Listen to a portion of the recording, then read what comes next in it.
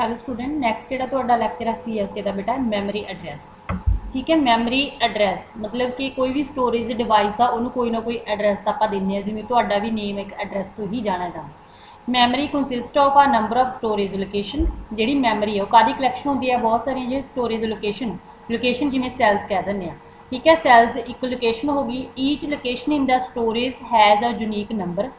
जी हर एक लोकेशन है उन्होंने अपना नंबर होगा जिन्होंने आप मैमरी एड्रैस या स्टोरेज एड्रैस के नाम नाल जानते हैं। की बोलते हैं आपू भी हर एक एड्रैस है जोड़ा चल रहा अपने को जिस किसी चीज़ की भी लोकेशन है किसी का वह नाम एक ज़्यादा मैमरी का एड्रैस हो या स्टोरेज एड्रैस बोलते हैं।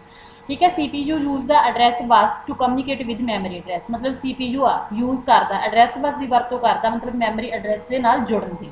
ठीक है जी, if memories has n cells जेकर मैमरी को नंबर ऑफ सैल्स है तो दे विल हैव एड्रैस 0 तो लैके N-1 आप डिनोट करा 0 तो शुरू करा मतलब एन के एक एक माइनस होने जिम्मे 1 2 3 4 5 6 7 इस तरह।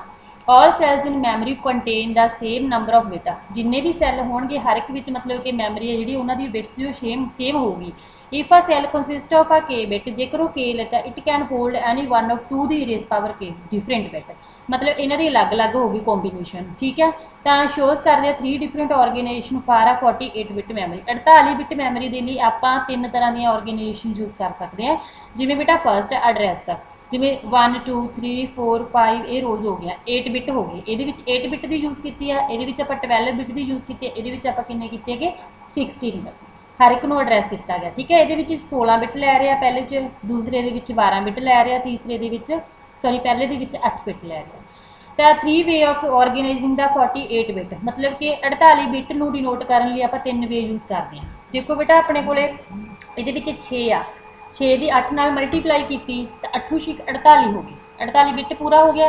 ये आप 3 एड्रैस यूज किए हैं, 4 की 12 नाल गुणा करते हैं तो 12 चौक 48 बन गए। तो जे आप इतने 16 ती 48 बन गए। ठीक है, ये 3 एड्रैस यूज किए हैं। And address use to reference the memory of figure 2.7a need at least 3 bit in the order express all number from 0 to 5। ये मतलब कि 3 बिट का ऑर्डर चाहिए आपको इनू डिफाइन करने लिए 0 तो लैके 5, 0 तो लैके 5 तक बेटा ता यूज कर रहे हैं क्योंकि 0 1 आ गया फिर 2 एक आज इस तरह मतलब 5 तक यूज करा 8 बिट लैंदा ता करके ये 8 6 48 बन गई। सैक ए कहते मतलब 2 bit address is sufficient for figure जिमें 2 बिट ये मतलब 2 बिट जरूरी ने 2 बिट सफिशेंट ने जे मतलब फिगर 2 की गल करते हैं जिस फिगर 3C के लिए भी 2 बिट की ही जरूरी है। Number of bit in the each address determine the maximum number of directly addressable in the memory and it independent of the number of bit per cell मतलब एक दूसरे से डिपेंड नहीं करते। ठीक है जी, इन्होंने अलग अलग वे आप शो कर सकते हैं। 48 जी बिट होंगी है मैमरी के लिए 48 बिट के लिए मैमरी की जरूरत है बेटा वो आप 3 वे शो कर सकते हैं। आप 8 बिट भी यूज़ कर सकते हैं, 12 बिट भी यूज़ कर सकते हैं, 16 बिट भी यूज़ कर सकते हैं। ठीक है जी, ये मैमरी विद 2 की रेस पावर 8 सैल की गल की गई है, 2 की मतलब कि 8 आ पावर तो 8 बिट ईच हर एक 8 बिट यूज़ किए गए हैं। एंड मैमरी विद 2 की रेस पावर 8 सैल्स ऑफ किन्ने बन गए 64 बिट ईच नीड आ 12 बिट एड्रैस ये लिए आपको 12 बिट एड्रैस की जरूरत है। ठीक है जी, इस तो बाद CPU एड्रैस की कैपेबिलिटी मतलब वो योग्यता किदा दी होंगी है। कहते CPU use the address bus to communicate with memory address. Memory address नाल जुड़न के लिए बेटा की करता जो CPU मतलब जुड़ता वो एड्रैस बस की वरतों करता। ठीक है, if CPU has address lines जेकर वो एड्रैस लाइन्स दी गई it can directly address two the raise power N memory location जो दी गई ना तो डायरैक्टली उन्होंने मतलब इदा लो फॉर एग्जाम्पल जिमें CPU ने कहते 16 bit address bus can directly address करनी है तो 2 की रेस पावर 16 बन जूगा तो उन्होंने किन्ने KB मैमरी लोकेशन चाहिए है कि 64 KB। 2 मतलब आप 16 बारी मल्टीप्लाई करा तो अपने को कितना आ जाऊगा 64 आ जाऊगा। ठीक है जी, इस तो बाद बेटा आ KB कहा है इन्होंने किलो बाइट्स के। ठीक है, इस तो बाद आ गया जो 2 को 16 बारी मल्टीप्लाई करोगे तो बेटा 1024 बनूगा अपने को उस अकॉर्डिंग ये अगे वैल्यू है जी चेंज होती जाऊगी। इस तो बाद आ गया बेटा अपने को 1 memory location usually store 1 byte information. कहते एक लोकेशन के सिर्फ 1 बाइट इनफॉर्मेशन ही स्टोर होगी मतलब कि 8 bit. CPU with 20 bit address बस जे 20 बिट की गल करता तो कैन डायरैक्टली एड्रैस 2 की रेज पावर 20 तो 1 MB बन जूगी थोड़े को।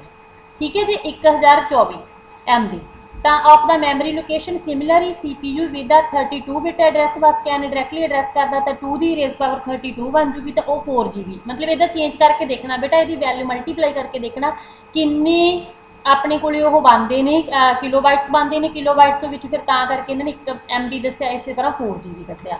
ਤਾਂ ਐਡਰੈਸਿੰਗ ਕੈਪੇਬਿਲਿਟੀ ਜਿਹੜੀ CPU ਦੀ ਜੇ ਆਪਾਂ ਮਾਪਣੀ ਹੈ is equal to 2 the raise power n, ਜਿੰਨੇ ਬਿੱਟ ਦੀ ਗੱਲ ਕੀਤੀ ਗਈ ਉਹਨੇ ਬਿੱਟ ਦੀ ਮਤਲਬ ਉਹਨੂੰ ਭਾਗ ਕਰਨਾ, ਉਹਨੇ ਵਾਰੀ ਮਲਟੀਪਲਾਈ ਕਰਨਾ ਆਪਾਂ and number of its address line ਕਿੰਨੀਆਂ ਯੂਜ਼ ਕਰ ਰਹੇ ਹਾਂ, ਠੀਕ ਹੈ। ਤਾਂ ਸ਼ੋ ਦਾ memory addressing capability of CPU against their number address line. ਜਿਵੇਂ ਨੰਬਰ ਆਫ ਦਾ ਐਡਰੈਸ ਲਾਈਨ ਜਿਵੇਂ 4 ਲਾਈਨਾਂ ਯੂਜ਼ ਕੀਤੀਆਂ ਤਾਂ 16 ਬਾਈਟ ਮੈਮਰੀ ਦੀ ਜ਼ਰੂਰਤ ਪਊਗੀ। ਜੇ 8 ਲਾਈਨਾਂ ਯੂਜ਼ ਕੀਤੀਆਂ ਤਾਂ 256, ਜੇ 16 ਕੀਤੀਆਂ ਤਾਂ 64 KB ਦੀ ਜ਼ਰੂਰਤ ਪਊਗੀ। ਜੇ 20 ਯੂਜ਼ ਕੀਤੀਆਂ ਤਾਂ 1 MB ਯੂਜ਼ ਕਰਦਾ, ਜੇ 24 ਕਰਦਾ ਤਾਂ 16 MB ਤੇ 32 ਕਰਦਾ ਤਾਂ 4 GB। ਇਹ ਸੀ ਤੁਹਾਡਾ ਮੈਮਰੀ ਐਡਰੈਸ। ਬਾਈਟ ਆਰਡਰਿੰਗ ਆਪਾਂ ਨੈਕਸਟ ਲੈਕਚਰ ਦੇ ਵਿੱਚ ਕਰਾਂਗੇ। ਇੱਕ ਵਾਰੀ ਇਹਨੂੰ ਰੀਡ ਕਰ ਲਿਓ। ਬਸ ਇਹਦੇ ਵਿੱਚ ਮੇਨ ਚੀਜ਼ ਕੀ ਆ, ਕਿੰਨੀਆਂ ਲਾਈਨਸ ਦਿੱਤੀਆਂ ਹੋਈਆਂ ਐਡਰੈਸ ਲਾਈਨ, ਬਸ 2 ਦੀ ਰੇਜ਼ ਪਾਵਰ ਆਪਾਂ ਉਹਦੀ ਯੂਜ਼ ਕਰਨੀ ਹੈ ਵੀ ਆਪਾਂ ਕਿੰਨੀਆਂ ਲਾਈਨਸ ਇਹਦੇ ਵਿੱਚ ਯੂਜ਼ ਕਰ। ਠੀਕ ਹੈ ਬੇਟਾ, ਜੇ ਕੁਛ ਨਾ ਸਮਝ ਲੱਗਿਆ ਤਾਂ ਦੁਬਾਰਾ ਪੁੱਛੋ। ਓਕੇ ਬੇਟਾ, ਥੈਂਕ ਯੂ।